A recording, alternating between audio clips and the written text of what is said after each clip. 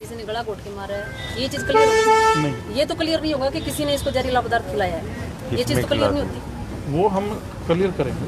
हमारे पास जो नाम आए हैं उनसे इंटरोगेशन भी होनी है, उसी इंटरोगेशन की हमारी रिक्वेस्ट है। वो भी चीज़ें हैं, सीडीआर की लोकेशन है, उनकी कॉल डिटेल हैं, वो भी चीज़ें सीसीटीवी कैमरा की फुटेज के लिए भी ऑलरेडी मैंने साहब को बोला हुआ है, वो कर भी रहे हैं। तो सारे एंगल से करेंगे, एक चीज़ को सिर्फ फिक्स कर दें भी नहीं, इसी से जो चीज़ें हमारे सामने हैं इन्वेस्टिगेशन के लिए इम्पोर्टेंट है, हर पहलू के ऊपर इन्वेस्टिगेशन होती है और सभी कड़ियों को जोड़ करके एक पिक्चर बनती है, क्योंकि वास्तव में सारी कड़ियाँ जोड़ने के बाद इस निष्कर्ष पर पहुँचे। तो हमारे लिए चाहे ए बी सी जिसके भी नाम है या जिसकी भी इन्वॉल्वमेंट है, उसको कोई सेफ गार्ड पुलिस नहीं दे रही। सर हमने ये कहा था सुबह, आईओ से भी हमारी बात हुई थी कि जिस कंडीशन में बॉडी मिली है, आईओ खुद बोल रहा है कि ये सुसाइड नहीं है, ये मर्डर है। किसी ने वहाँ उसको मार के वहाँ बॉडी प्लांट किया, क्योंकि अगर कोई जहरीला पदार्थ खाता है तो वो एकदम से ऐसे थोड़ी सरसदा लेट जाएगा।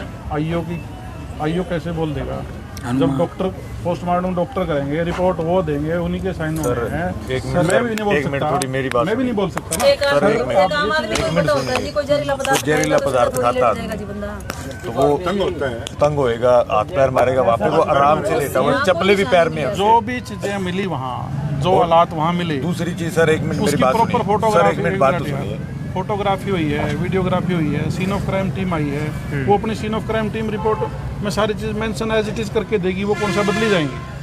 वो तो जो हालात टी शर्ट तक भी ऊपर न्यू ऐसे टी शर्ट है, लोअर तक मतलब सारा वैसे के वैसे आराम से लेटा हुआ है। हमारा अपना ओपिनियन नहीं रहता। सीन ऑफ क्राइम टीम की भी डॉक्टर इंडिपेंडेंट है, पुलिस डिपार्टमेंट से नहीं होते, साइंटिस्ट होते हैं, वो अपनी रिपोर्ट सबमिट करते हैं। आजकल तो इस अक्सर में हर चीज़ की वहाँ की वीडियोग्राफी है घटनास्थल की, तो हमें तो जो फैक्ट एज इट इज़ मिले उनका एज इट इज़ ही रखना है। हमारी तरफ से कोई ये नहीं कि भी उसको बदलना है या अपना विचार थोप देना है, ऐसा कुछ नहीं है। दो नाम दिए हुए हैं। लास्ट कॉल डिटेल के जब कोई सुसाइड करता है तो वो मान लो मैंने सुसाइड किया है, मैं ऐसा होता है कि मैं लेटर इसको दे के जाऊँ और ये किसी को ना बताए या मेरे को सुसाइड करने दे, सुसाइड होने के बाद में ये लेटर किसी को दे, ऐसा होता है? 1 महीने बाद देखो आपके, मैं किसी केस की पर्टिकुलर नहीं करता, केस हर एक केस के फैक्ट अलग अलग है। जब इसके पास सुसाइड मेरा आएगा तो ये मेरे को बचाने की कोशिश करेगा, किसी को बताएगा। वो मैं कब कह रहा हूँ भाई, वो पहले देके गया है तो उनको पहले ही मान रहे हैं। मैं ये नहीं आ रहा जिसने सुसाइड नोट बाद में दिया 1 महीने तक सर उसके पास पड़ा रहेगा। कॉल करके वो कह रहे हैं कॉल पे भी बताया, कोई निशान नहीं है जिस जगह से बॉडी मिली है, कार्रवाई नहीं है। भाई पूछताछ भी करेंगे, इन्वेस्टिगेशन तो कब रोकी हमने? कल तो रात मैसेज मिला था, कल रात को ही 306 इसमें याद कर दिया हमने। किसी ने कोई बताओ, किसी ने कुछ कहने की जरूरत पड़ी तो मैंने खुद कहा था इनको, बस सुसाइड नोट मिला तुरंत इसमें 306 लग गई। सर कोई भी क्राइम पे अगर किसी को पकड़ा जाता है ना तो उसकी लोकेशन पहले टेस्ट की जाती है, उसको आधे घंटे के अंदर ये पता लग जाता है उसकी लोकेशन कहाँ है, लेकिन अगले दिन लास्ट मिलने के बाद लोकेशन का पता चलता है। ऐसा सिस्टम है जी हमारा। इसका लोकेशन क्या पता सर वो बच जाता। जैसे उसका 9:30 बजे हमारे पास फोन आया था कि मेरे को मार देंगे, मेरे को बचा लो। 9:30 फोन आया, हम 10 बजे थाने पहुंच गए। अगर पुलिस उसी टाइम उसकी लोकेशन ट्रेस कर लेती शायद वो बंदा जिंदा होता। एक बंदा जो लोकेशन थी, लास्ट लोकेशन 11:30 के आसपास की वो बताते हैं, शायद 11:11 वो कल बता रही है जी हमें, दूसरे दिन परसों नहीं बताई उन्होंने। अगर वो परसों उसी टाइम लोकेशन ट्रेस कर लेते हैं, पता लगने के बाद में लोकेशन ट्रेस नहीं करनी चाहिए, उनका पीछा नहीं करना चाहिए। किसी ने किया ही नहीं है, गाँव वाले भाग रहे हैं लेकिन पुलिस कुछ कर नहीं रही है। 10 बज गए। एक गाल करो आराम वाले यार, बैठ के करो। 18-19 मिनट पर सतवीर ने अपने घर वालों से बात की है कि मुझे बचा लो, अगर बचा लो तो मेरी जान खत्म है। कोई रिपोर्टिंग है इससे?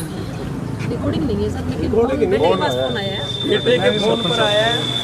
उसकी माँ ने भी बात की है, वाइफ ने भी की है और बाप ने भी बात की है। ये कहते रहे कि आप वो खाएं, तो वो कहता है मेरे को दिखना बंद हो गया, मेरे को पता नहीं है मैं कहाँ हूँ।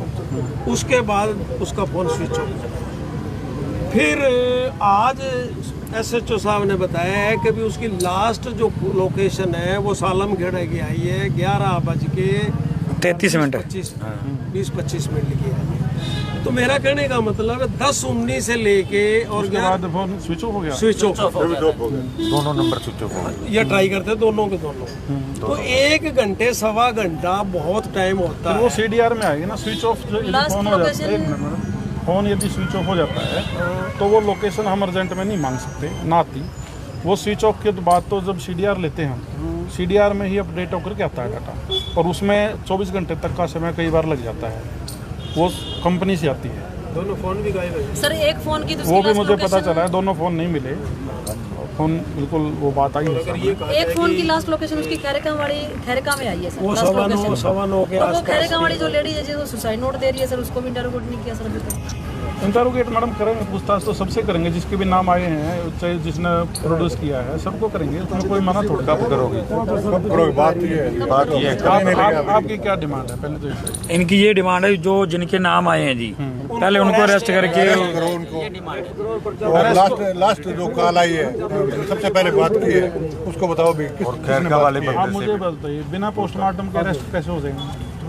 सुसाइड नोट के सुसाइड नोट के साथ सुसाइड नोट से पहले वकील साहब सर जी, खुद है। सर जी हम पोस्टमार्टम आप चल सुसाइड नोट जिसके पास से मिला ऐसा है है, वो सस्पिशियस है हम पूरी। सारी चीज़ों को कंसीडर करते हुए जिसका भी जो रोल है, चाहे डायरेक्टली इनडायरेक्टली जिसका भी जो रोल है, उसके मुताबिक एक्शन लेंगे। मर्डर की तरफ मुकदमा होगा तो मर्डर में अरेस्ट करेंगे, सुसाइड का होगा तो सुसाइड में अरेस्ट करेंगे। ये किसी को नहीं कह रहे हम कि भी छोड़ेंगे, बट सर हमारी लेकिन इन्वेस्टिगेशन के लिए फेयर इन्वेस्टिगेशन के लिए पुलिस को भी टाइम चाहिए। सुनो गल सुनो, हम केस खराब नहीं करना चाहते, केस को सही तरीके से मेरिट के आधार पर चढ़ाना चाहते हैं, और वो सारी प्रक्रिया करनी पड़ेगी। सर मेरिट के आधार पे चढ़ाएं जी, लेकिन इससे थोड़ा सा परिवार वालों को एक वो तो हो जाता है कि आपने उन तीनों को इंटरोगेशन के लिए बुलाया है। जिस लेडीज के पास लास्ट लोकेशन एक फोन की 9:30 बजे बंद होता है खैरिका, और जिसके पास सुसाइड नोट मिलता है, उसको अभी तक इंटरोगेट के लिए थाने नहीं बुलाया। वो मैं पूछ लेता हूँ। एक सबसे पहले जो कॉल की उसको बुलाया है, उसका पता नहीं लगा किस नंबर से है, एक रिक्वेस्ट और है मेरी, उसका पता नहीं है। मतलब ऐसे मैटर्स में आपका एक 5-7 आदमियों का एक कमेटी बनाई है सर। बना लीजिए वो लोग होते हैं जिनके साथ बैठ करके सारी चीज़ें होती हैं, डिस्कस होती हैं। 500 आदमियों के बीच में एक चीज़ नहीं बताई जा सकती, और उचित भी नहीं है।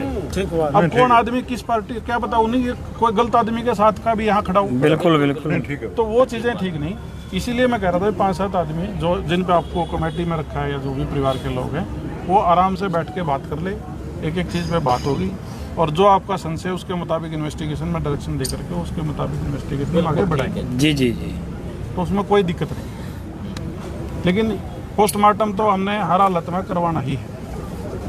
आपको भी पता है पोस्टमार्टम इम्पोर्टेंट प्रक्रिया है, वो करना है। पोस्टमार्टम को डिले मत करो। सर पोस्टमार्टम करवा लें जी, लेकिन पहले कम से कम जो 2 लेडीज के एक बार सस्पेक्ट के तौर पे बुला के उनको पूछताछ तो करो, बुला लेंगे, बुलाने में तो कोई दिक्कत बुला नहीं। लेंगे उसे, एक से तो मैं पूछताछ कल करके आया था। बुला लेंगे, और बुलाने में कोई दिक्कत नहीं है। क्यों तीनों को बुला लेंगे, तीनों को बुला लेंगे जो मेन है। उसमें कोई इशू नहीं है। लेकिन कल को कोर्ट में फाइल जाएगी, केस कोर्ट में जाएगा, ट्रायल होनी है, तो कोर्ट में भी हमारा केस मजबूत होकर के जाना चाहिए, या वैसे ही ख़त्म हो जाए जाती है। न्याय तो इस आदमी को जब भी मिलेगा, सही न्याय तो जब मिलेगा जब सज़ा हो।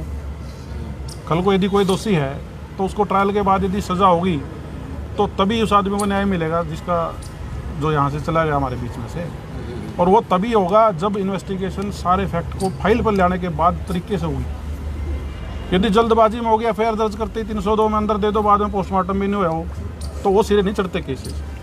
आप इस चीज़ को थोड़ा सा सेंसिटिव होकर के सोचिए। हमने न्याय करना है, सही करना है, उस आदमी को भी न्याय देना है जो चला गया, और उसमें सहयोग की आपसे रिक्वेस्ट है, सभी सहयोग करो। पुलिस का जो पार्ट है पुलिस करेगी। दूसरी बात सर, पोस्टमार्टम करवा लें। पोस्टमार्टम करवाने के बाद पुलिस फारिग हो जाए कि सुसाइड नोट हमने फोरेंसिक लैब में भेज दिए हैं, टेस्ट होकर उनकी रिपोर्ट आएगी तब कुछ करेंगे जी। जैसे कि अभी नजरले का एक और सुसाइड केस चल रहा है सदर थाने में, 2000 उसकी 3रे महीने की डेथ है, ठीक है, और एक 2024 का चल रहा है, अभी तक उसमें फोरेंसिक रिपोर्ट नहीं आई है, ठीक है सर। तो इसका मतलब सिर्फ वो सुसाइड नोट पे चल रहे हैं मामले, उस पे अदर कोई इंक्वायरी की नहीं पुलिस ने। कार्रवाई फिर 5 साल में फिर तो सर ये 1 साल तो बैठ गए। कल को 1 मिनट, कल को अरे गल तो सुनो, 1 मिनट यार, कमाल हो गई। 1 मिनट, गल करी जाते ना, करी सुन लो। हाँ 1 मिनट, गल नूं सिरे रोला ना पाओ यार। कल को सुसाइड नोट की लिखाई का मिलान ना हो, फिर क्या होगा आप मुझे बताइए। ये कल को सुसाइड नोट आज भी इसकी तो लिखाई में नहीं, किसी और ने लिख कर रख रखा सर है, हम फिर क्या अकेले होगा? सुसाइड नोट पे चल ही नहीं रहे हैं। देने हम तो वाली ये है कह रहे ये हैं लोकेशन सर, देखिए, देने काम वाली देखिए, है। उसके हिसाब से चले सर आप। लेकिन ये तो स्पष्ट होना चाहिए कि भी इसी की लिखाई में है, या वो लेडी ने खुद की लिखाई में लिख कर दे रखा, या किसी और ने लिख कर दिया है। वो चीज़ें आप लोग मतलब इतना छोटा मैटर नहीं है। यदि हम 302 की बात कर रहे हैं या 306 की बात कर रहे हैं तो जो चीज़ें फाइल पे हैं उन फाइलों को आए हुए कागज़ का पेटा हमें भरना पड़ेगा सही तरीके से, और सही फाइंडिंग के बाद ही सही एक्शन होगा।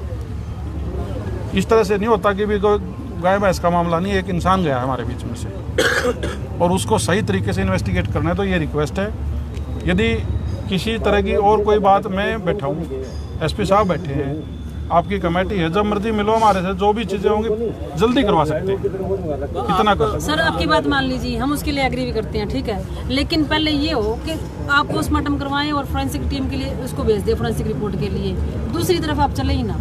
नहीं, काल डिटेल भी आएगी जी, और हम उनसे पूछताछ ऐसा नहीं है, उसका पता ही नहीं अभी तक। ऐसा नहीं है, हम हर चीज़ पे चलेंगे। नहीं, उसके बाद चलो जी, आप जो जिसने फोन किया है उसको बुलाया घर से, हम तो मैंने क्यों, तो वही है, मैं वही मर्डर की इन्वेस्टिगेशन वही है। जो सीडीआर का इन्वेस्टिगेशन है, सीडीआर में जो कॉल डिटेल है उसमें जो नंबर एस्टेब्लिश्ड हैं उन लोगों से पूछताछ करेंगे हम, जिनमें मर्डर के जिनके नाम हैं सुसाइड नोट में, दोनों सुसाइड नोट में जिनके नाम हैं उनको बुला करके उनको भी इन्वेस्टिगेट करेंगे, उनकी कॉल डिटेल भी ली जाएंगी, उनकी लोकेशन भी चेक करी जाएगी। तो सर उस क्या टाइम पे वो दोषी नहीं है जिसके पास ऑलरेडी पहले से नोटिस था, ये सुसाइड नोट था और महीने से सर आया भी नहीं, क्या वो दोषी नहीं है इस बात में? 1 महीने सर उसके पास पता चलेगा भाई, उसको बुलाना तो पड़ेगा। तो यही तो कह रहे हैं ना, सचिव साहब तो जाके पूछा है उनसे, घर पे जाके तो पूछा है। दोषी नहीं है तो सर को यही बताया उन्होंने, उसके पास वो यही बताया आपको, बताया तो ये यहाँ बताया। ये कुछ बात है जो हम यहाँ इतने लोगों के बीच में नहीं बता सकते। ठीक है, ठीक है, मैंने पहले भी कहा था, तो भाई जाके कहोगे गांव का चपड़ासी ने भी बता का हो कमेटी बना, तो फिर काम खराब करोगे इसका मतलब। बिल्कुल ठीक है, मैच्योरिटी काम करो यार। आप सुनो बात, आप लोगों ने कमेटी में क्यों 5-7 आदमी चुने? आपने 5 आदमी क्यों नहीं चुने? आपने भी इसीलिए चुने 5 आदमी क्योंकि वो समझदार हैं, जिम्मेदार हैं, उन्हीं को बताने का फायदा है। गैर जिम्मेदार लोगों को बताने का कोई फायदा नहीं होता सेंसिटिव चीज़ें।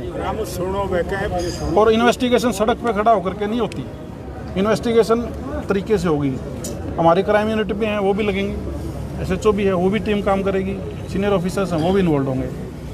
इन्वेस्टिगेशन ऐसे नहीं होते कि भी सड़क पे खड़ा होकर के 500 आदमियों के बीच में सारी बातें चर्चा होंगी या डिस्कस होंगी, उस तरह से नहीं होती। आप थोड़ा सा पेशेंस रखो।